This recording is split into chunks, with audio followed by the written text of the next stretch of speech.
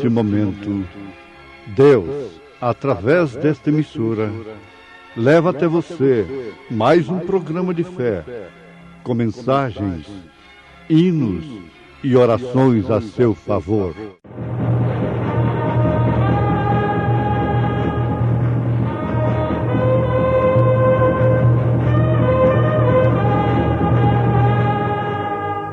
Fé para vencer.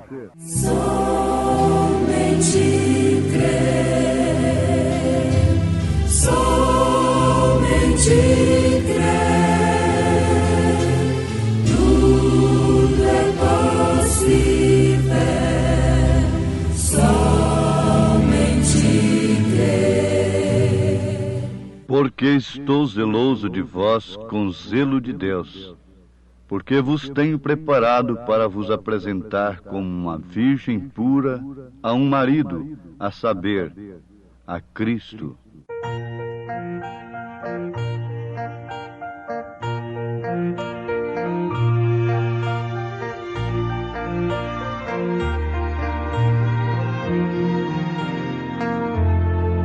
Quando o sol se esconder e a noite chegar, eu elevo os meus olhos a Deus,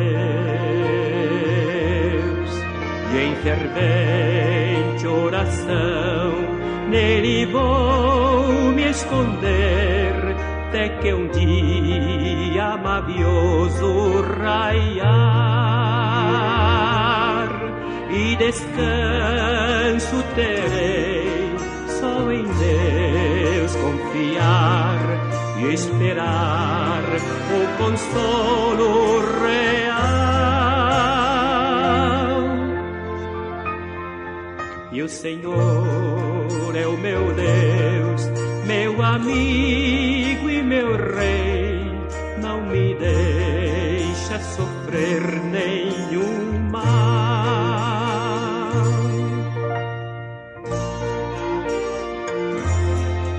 Quando o dia iniciar e o sol levantar, nova prece eu elevo a meu Deus, para agradecer o repouso feliz, para o trabalho de novo voltar.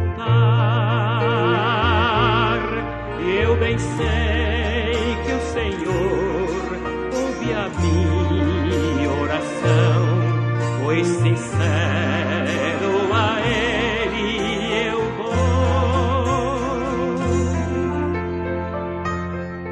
Ele é o meu Deus que me escuta com amor e conhece o meu coração.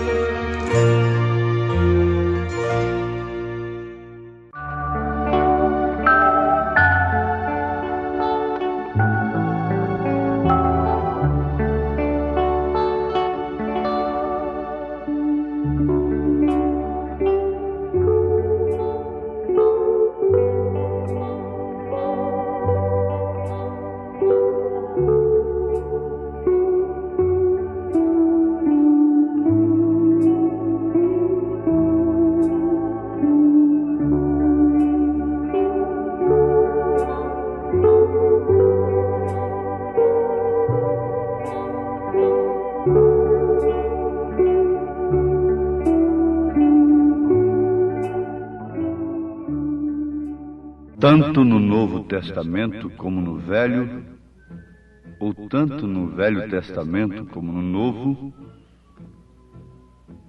toda moça deve ir ao altar para o casamento virgem, pura, intocada. Tanto no Velho Testamento como no Novo Testamento. Isto deve ser assim. Se há um evangelho moderno que dispensa esta condição, ele é anátema, ele é abominação. Ele deve ser uma excomunhão e não uma bênção. Ele deve receber uma excomunhão ao invés de receber uma bênção. Paulo disse no seu primeiro capítulo aos Gálatas que ainda que ele mesmo, um anjo do céu, anunciasse um outro evangelho, além daquele que ele já havia anunciado, fosse anátema.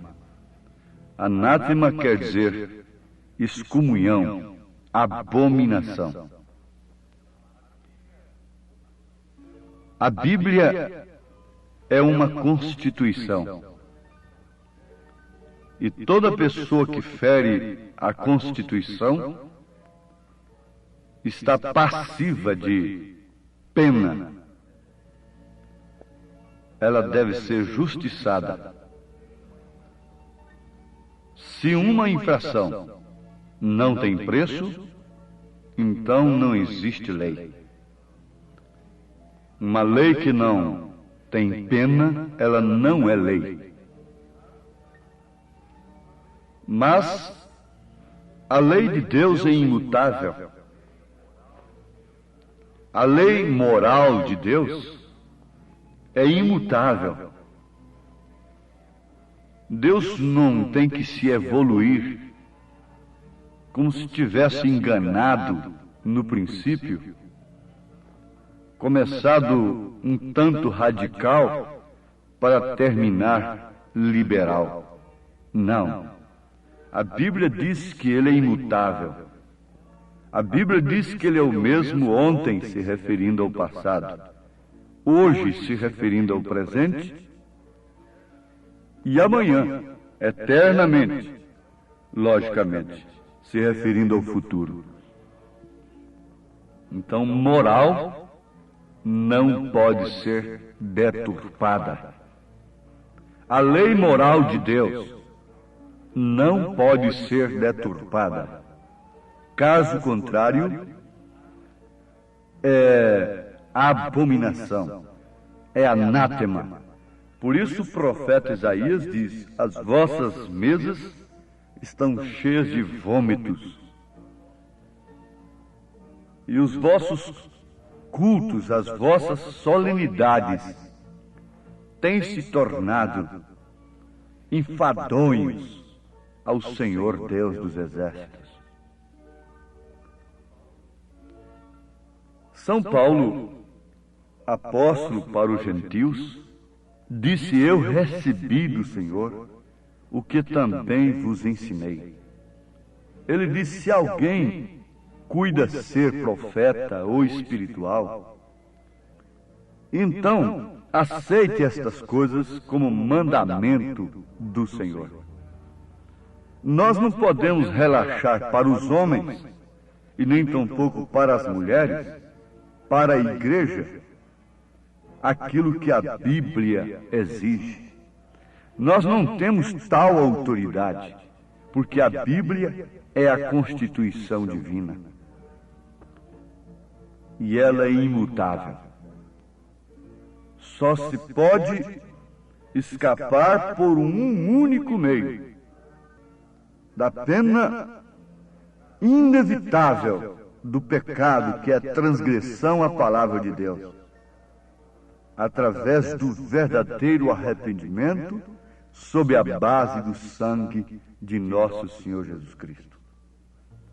Portanto, aquela moça que foi infeliz, poucas se julgam infelizes hoje, mas ainda há algumas que entendem o assunto com pesar no coração, com reconhecimento que de fato foram infelizes.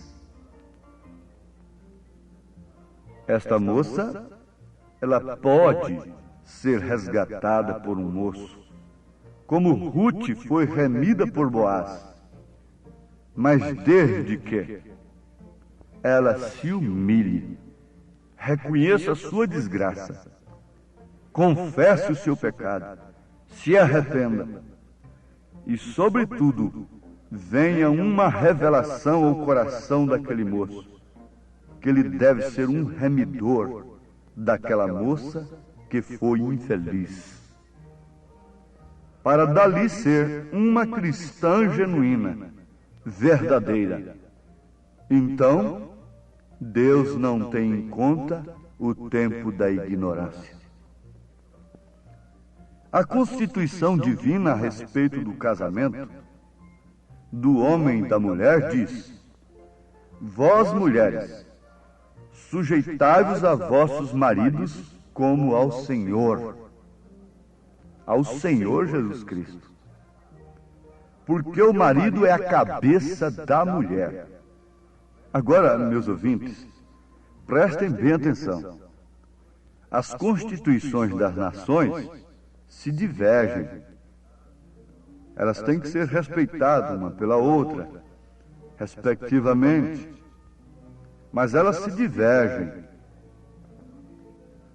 Regimes políticos e coisas assim, códigos penais, se divergem, são diferentes.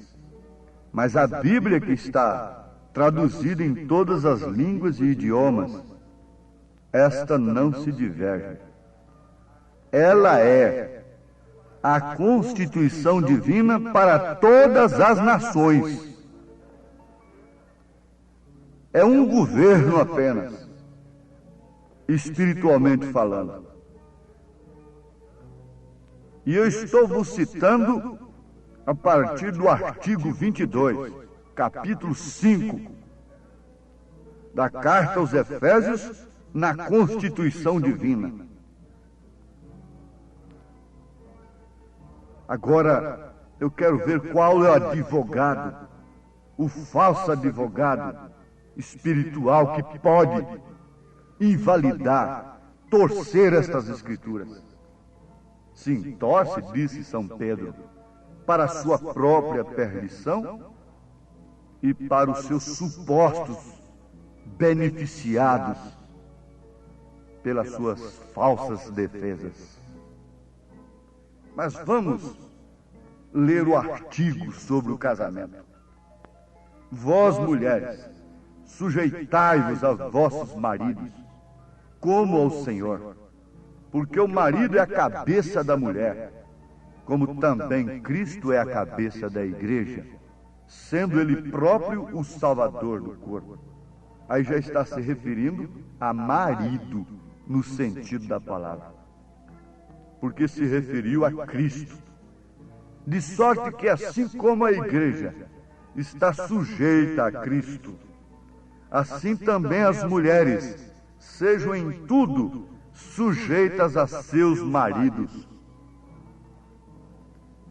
Vós, maridos, amai vossas mulheres, como também Cristo amou a igreja, e a si mesmo se entregou por ela, para a santificar, purificando-a com a lavagem da água pela palavra, para a apresentar a si mesmo igreja gloriosa, sem mácula, nem ruga. Nem ruga aqui não quer dizer tampado com cosmético, com dogmas e credos, que são os cosméticos dogmáticos religiosos. Não, para tapar as rugas espirituais. Ele preparou o meio pelo qual esta igreja possa permanecer sem ruga em seu caráter, sem mácula em seu caráter, nem coisa semelhante, mas santa e irrepreensível. Assim devem os maridos amar suas próprias mulheres. Marido é aquele que dá a devida posição da mulher, oferece posição de mulher para a mulher. Esse é marido, é como Cristo, ele oferece a posição de igreja para a sua igreja. Essa igreja casada com os problemas do mundo Ela é chamada de a grande prostituta de Apocalipse, capítulo 17. Jesus a chama de a grande prostituta, casada com os reis da terra. Ela foi repudiada pelo esposo. E ela se casou ilicitamente. E por isso ela está ditando, mandando, fechando, abrindo.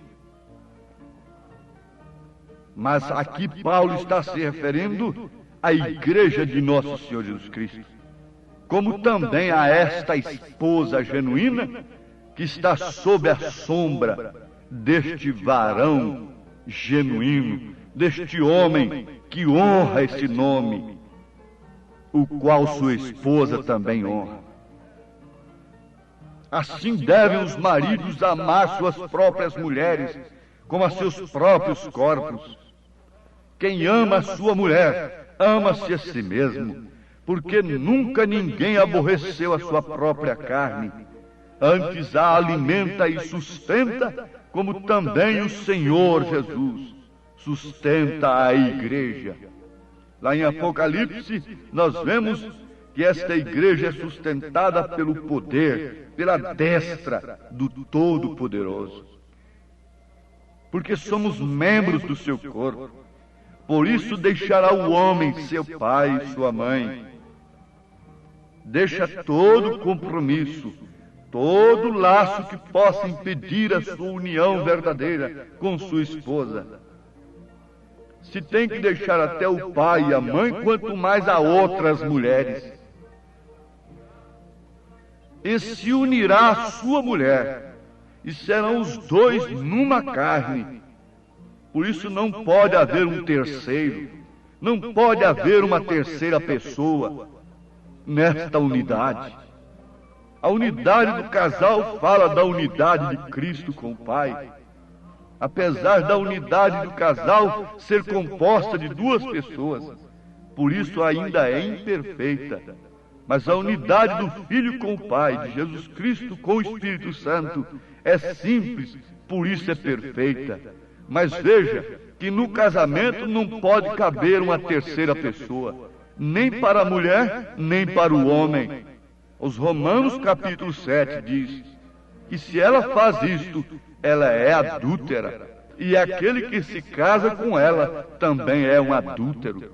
Então não pode haver uma terceira pessoa no casamento, nesta unidade. Como eles podem pôr uma terceira pessoa na unidade de Deus? Se uma terceira pessoa na unidade do homem com a mulher seria uma perversão, seria um adultério, é por isso que a Bíblia diz que quem tem o Filho tem também o Pai, porque o Pai é o Espírito Santo, não a terceira pessoa. O Pai é o Espírito Santo, Maria concebeu do Espírito Santo. Jesus foi gerado por obra e graça do Espírito Santo. Deus é Espírito e é Espírito Santo. Por isso quem tem o Filho tem o Pai. A Bíblia não diz quem tem o Filho tem o Pai e o Espírito Santo. Jesus não disse eu e o Pai e o Espírito Santo somos um. Ele diz eu e o Pai somos um. Uma terceira pessoa aí seria uma perversão. É como na sua vida conjugal, se aparece outra mulher, é um adultério. Se aparece outro homem na vida deste casal, para esta mulher, é um adultério. E por isso essa igreja que crê em três pessoas é chamada de adúltera na Bíblia Sagrada. Porque pôs uma terceira pessoa neste casamento. Agora Paulo está dizendo, é a Constituição Divina que está dizendo, por isso deixará o homem seu pai e sua mãe, e se unirá à sua mulher, e serão os dois numa carne. Grande é esse mistério, é mistério na verdade. O Espírito Santo é quem revela mistério. Mistério não é para ser interpretado, mistério é para ser revelado. Mistério é para ser revelado. Então ele diz, grande esse mistério, digo, porém, a respeito de Cristo e da igreja. Assim também vós, cada um em particular, ame a sua própria mulher, como a si mesmo, e a mulher reverencie o marido. Sim, meus amados, foi por isso que Paulo disse, na sua segunda carta aos Coríntios, capítulo 11, oxalá me suportasseis um pouco na minha loucura. Essa mensagem que você está ouvindo é uma loucura. Loucura para os que perecem, mas para nós que somos salvos, ela é o poder de Deus. E Paulo disse, suportai-me, porém, ainda. Se ele estivesse falando agora no rádio, na televisão, a sua mensagem teria que ser uma mensagem que deveria ser suportada, porque ela corta o pecado pelas raízes, começa das entranhas, começa do lar, da criação dos filhos, da moral, da condição conjugal, começa lá de dentro para fora. Não é uma mensagem supérflua para fazer uma cortina que venha tampar podridão e essas coisas. Não, a mensagem de Paulo é cortante, é tremenda. Um diácono de uma grande denominação, uma vez quando uma de suas igrejas estava precisando de um pastor, ele fez uma carta para a igreja. E eu li isso na revista Mensagem da Cruz. E pôs as características desse pastor Paulo e fez uma pergunta: este pastor serve para a nossa igreja? Ele não disse o nome do pastor que ele estava apresentando. Ninguém quis, ninguém quer, as mulheres não querem, porque elas estão vestidas como homens, cortando seus cabelos. E esse pastor Paulo corta tudo isso pela raiz. Esse pastor Paulo, a primeira coisa que ele faz é rebatizar aqueles que foram até batizados por um profeta como João Batista. Ele os rebatizou em nome do Senhor Jesus Cristo. Atos dos Apóstolos, capítulo 19. Mas quem quer um pastor Paulo? Louco! Porém estou zeloso de vós, com zelo de Deus, porque vos tenho preparado para vos apresentar como a virgem pura a um marido, a saber, Cristo. Olha o zelo do apóstolo. Voltando aos Efésios capítulo 5, versículo 27, ele diz: para apresentar a si mesmo igreja gloriosa, sem mácula nem ruga. Vale a pena repetir, sem tampar essas rugas com esses cosméticos dogmáticos, nem coisa semelhante, mas santa e irrepreensível. Esta é a igreja do Senhor Jesus Cristo. Por isso nós devemos crer na mensagem, porque ela é a fiel palavra. Mas temo que assim como a serpente enganou a Eva com a sua astúcia, assim também sejam de alguma sorte corrompidos os vossos sentidos e se apartem da simplicidade que há em Cristo. Se você tem crido de coração nesta mensagem, nesta palavra, e quer ser aperfeiçoado pela mensagem de Paulo, Deus te abençoe neste momento, em nome de Jesus Cristo. Amém.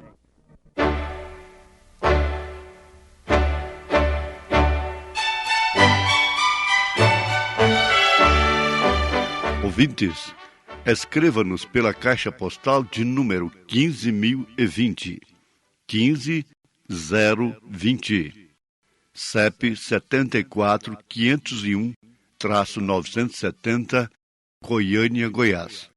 O nosso endereço na internet é www.apalavraoriginal.org.br. Volte a nos ouvir amanhã novamente neste mesmo horário, nesta emissora, se o Senhor nos permitir, com fé no Filho de Deus, a fé que vence o mundo.